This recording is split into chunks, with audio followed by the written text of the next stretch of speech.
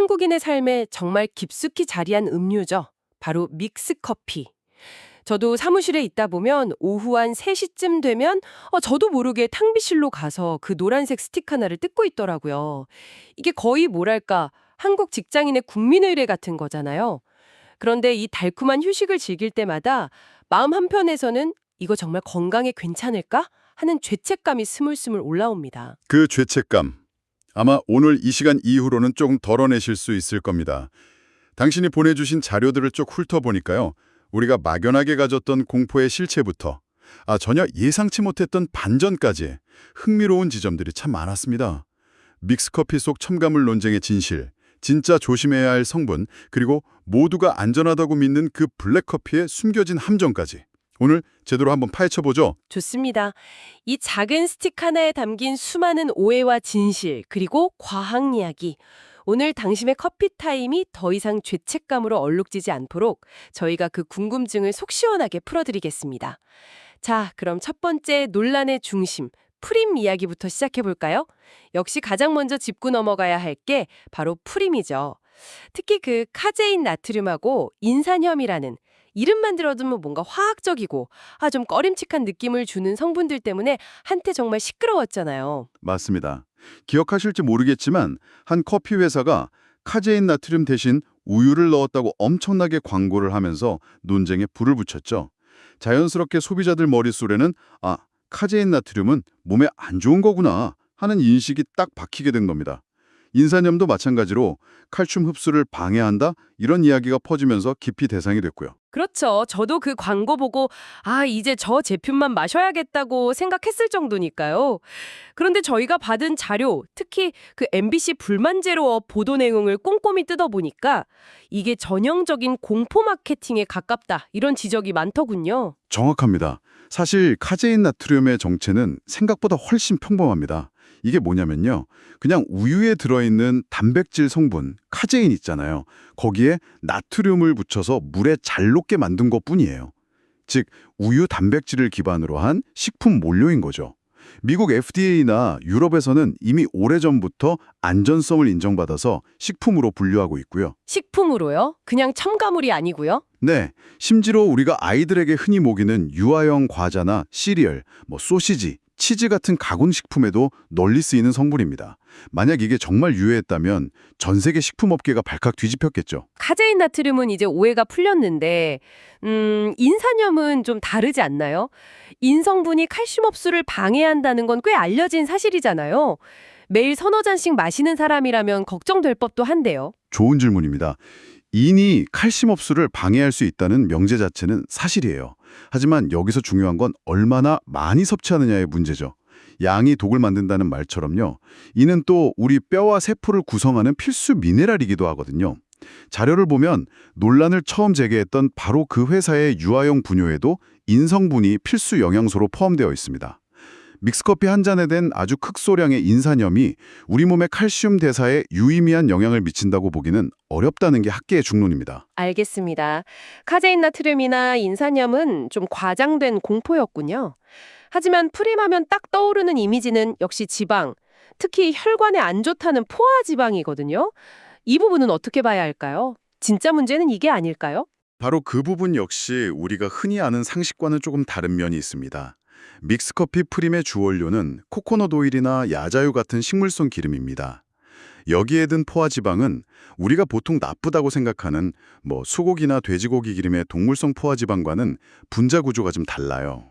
잠깐만요. 포화 지방에도 종류가 있나요?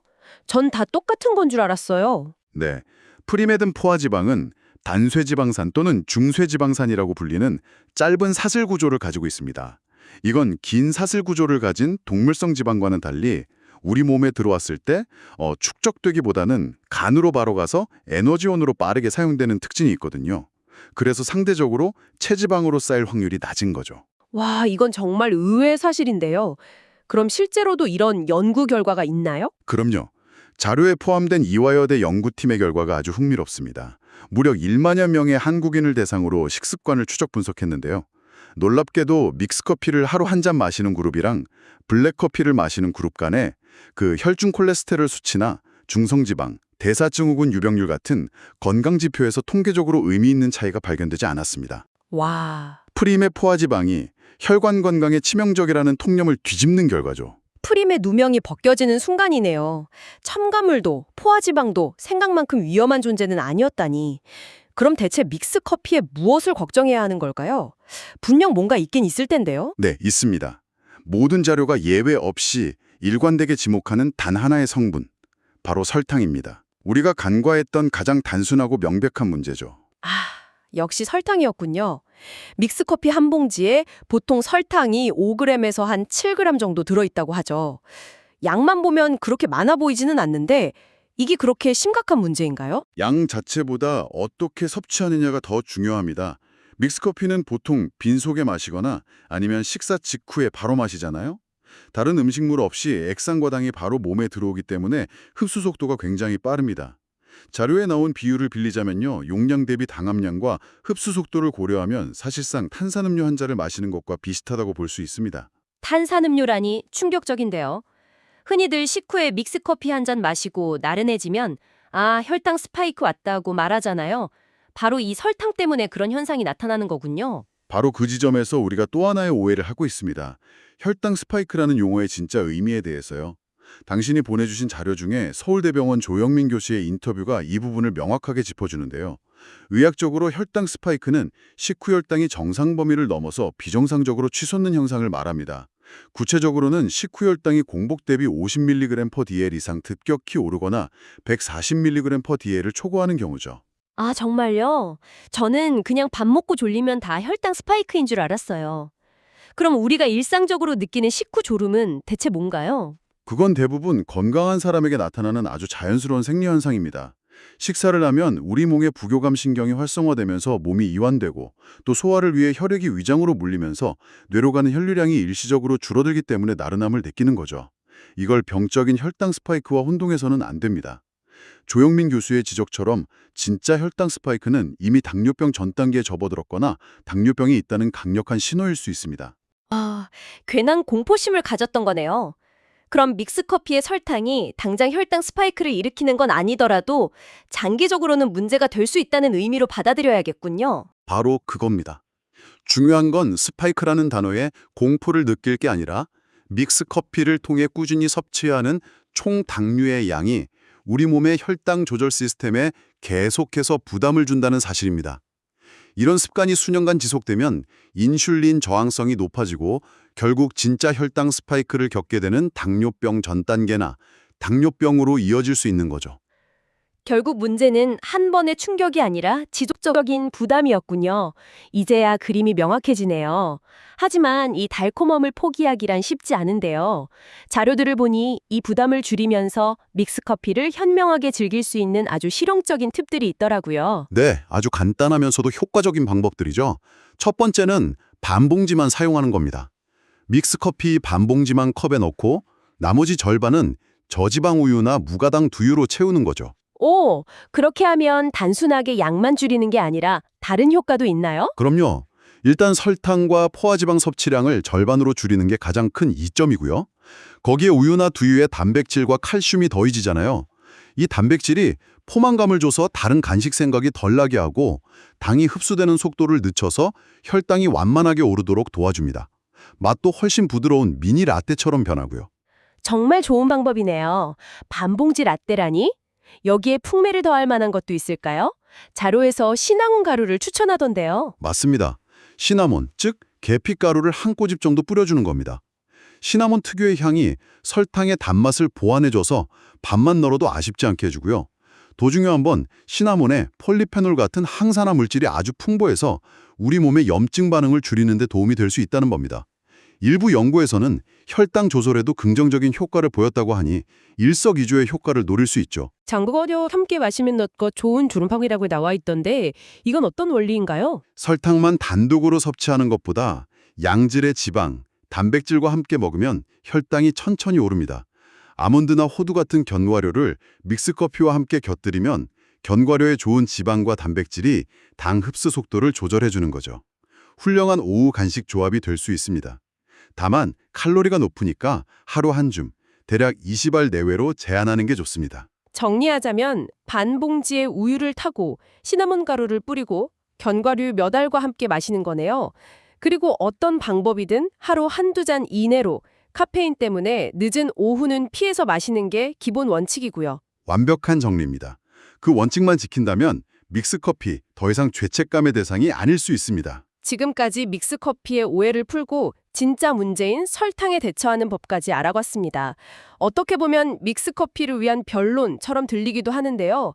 그렇다면 이제 시선을 돌려서 우리가 건강을 위해 선택하는 아메리카노, 즉 블랙커피는 정말 아무 걱정 없이 마셔도 되는 걸까요? 자료를 보니 꼭 그렇지만은 않더군요. 이 부분이 정말 흥미로웠습니다. 이 부분이 어쩌면 오늘 이야기의 가장 중요한 반전일 수 있습니다. 바로 커피 추출 방식의 문제입니다. 특히 평소 혈중 콜레스테롤 수치가 높아서 관리 중인 분들이라면 반드시 주목해야 할 내용입니다. 추출 방식이요. 우리가 카페에서 흔히 마시는 아메리카노는 보통 고온, 고압으로 빠르게 뽑아내는 에스프레소 방식이잖아요. 그 방식에 문제가 있다는 건가요? 네, 바로 그 방식입니다. 에스프레소 머신은 높은 압력으로 커피 원도의 모든 성분을 남김없이 짜내는데요. 이때 커피의 좋은 향과 맛뿐만 아니라 원두에 포함된 기름 성분까지 그대로 추출됩니다. 바로 이 커피 오일에 디테르펜이라는 물질이 들어있습니다. 결과적으로 혈중 LDL 콜레스테롤 수치를 높이는 거죠. 아니, 건강 생각해서 설탕이랑 프린 빼고 마셨는데 그게 오히려 콜레스테롤을 높일 수 있다니. 이건 정말 생각지도 못한데요. 그럼 얼마나 영향을 미치나요? 자료에 인용된 네덜란드의 한 대규모 연구 결과가 꽤 구체적입니다. 에스프레소 기반의 커피를 하루 4잔에서 6잔 정도 마시는 사람은 그렇지 않은 사람보다 LDL 콜레스테롤 수치가 평균 8%에서 10%까지 높게 나타났습니다. 결코 무시할 수 없는 수치죠. 그럼 콜레스테롤이 걱정되는 사람은 아메리카노를 마시면 안 되는 건가요? 꼭 그런 건 아닙니다. 다행히 해결책이 있습니다. 이 디테르펜 성분은 종이 필터에 대부분 걸러집니다. 따라서 종이 필터를 사용해서 천천히 내려 마시는 핸드드립 커피는 디테르펜이 90% 이상 제거되기 때문에 콜레스테롤 걱정 없이 즐길 수 있습니다. 같은 원두라도 추출 방식에 따라 전혀 다른 영향을 미치는 거죠. 그렇군요.